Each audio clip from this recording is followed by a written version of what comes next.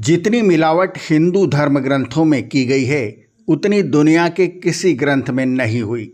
इसके दो कारण हैं। पहला, हिंदू आलस्य, प्रमाद और अज्ञानता से ग्रसित रहे। दूसरा, इतनी प्राचीन कोई और धर्म ग्रंथ हैं भी नहीं। विशेष रूप से महाभारत और वाल्मीकि रामायण में मिलावट की गई, क्योंकि भारतीय संस्कृति के दो आधार स्तंभ हैं, श्री राम और श्री कृष्ण। यदि इनके चरित्र को गिरा दिया जाए तो हिंदू खुद ग्लानि से ग्रस्त हो जाएगा।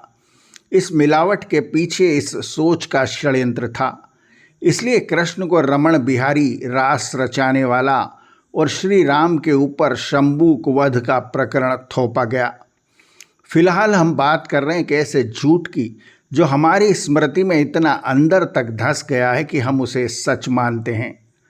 झूठ यह है कि सीता माता धरती से पैदा हुई थी और महाराजा जनक को खेत में हल चलाते हुए वे मिली थी। ये ऐसी ही फैंटेसी है जैसे स्पाइडरमैन, बैटमैन, सुपरमैन। पहाड़ उठाना, सूरज खा जाना, चांद के दो टुकड़े कर देना, इंसान की पूंछ उगाना, ये असंभव बातें प्रकृति के विरुद्ध है। ईश्वरीय नियम कभी बदलते नहीं, किसी के लिए भी नहीं, क्योंकि यदि ऐसा हो तो परमात्मा स्वयं विकारी हो जाएगा। ईश्वर के नियम सार्वभौमिक, सार्वदेशीय होते हैं। ऐसा संभव नहीं है कि एक व्यक्ति को ऑक्सीजन बिना यानी सांस न ले तो मर जाए और दूसरा बगैर सांस लिए जिंदा रहे। आशय यह है कि इसी तरह सीता जी धरती से पैदा नहीं हुई। इस झूठ को वाल्मीकि रामायण से ही आसानी से पकड़ा जा सकता है। मिलावट खोरों ने वो श्लोक तो डाल दिए जिनमें सीता को धरती से पैदा होते हुए बताया है, लेकिन वे श्लोक हटाना भूल गए जिनमें सीता की माता का नाम है। बालकांड में राज्यसभा में धनुष प्रकरण में खुद राजा जनक सीता का परिचय इस प्रकार देते हैं। वीर शुल्केति में कन्या नामना सीतेति विश्रुता योगिन्यास्तन्याम ताम तु वर्धमानाम ममात्मजाम। अर्थात योगिनी के गर्भ से उत्पन्न सीता नाम से प्रसिद्ध यह वीर शुल्का कन्या मेरी ही पुत्री है।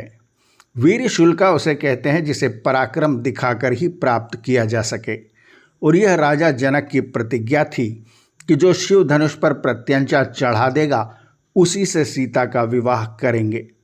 इस श्लोक में राजा जनक यह नहीं कहते कि धरती के गर्भ से उत्पन्न सीता, वे सीता की माता का नाम स्वयं योगिनी बताते हैं। एक उदाहरण पुराण से देखिए। जब हिंदू पुराणों को ही धर्म ग्रंथ मानते हैं तो शिव पुराण के पार्वती खंड 2 के 29वें श्लोक को भी माने, जो इस प्रकार है।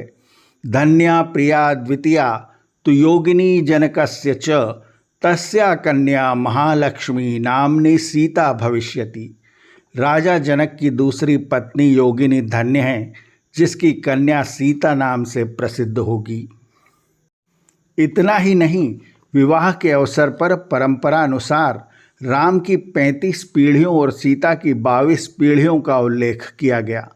यदि सीता पृथ्वी से पैदा हुई थी तो उनकी 22 पीढ़ियों के नाम कहाँ से आ गए? स्पष्ट है कि सीता माता राजा जनक की दूसरी पत्नी योगिनी से उत्पन्न हुई थी, न कि धरती से पैदा हुई।